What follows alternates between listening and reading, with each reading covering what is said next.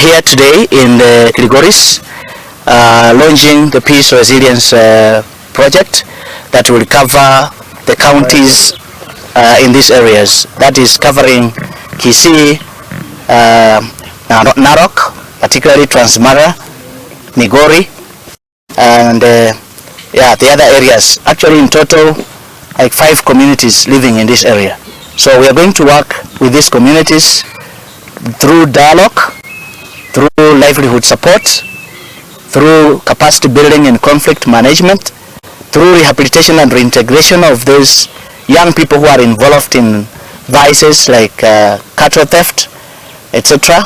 And we are going to work together with the government to build relationship to strengthen the relationship between the government, state agencies like security, Ngao and the others, to see that they are working very closely with the communities to enhance security in these areas. Today we are launching this program in this place because we want partnership. We want to partner together with the government and all the security agencies so that we can see the best approaches that we can use to support the people to coexist together.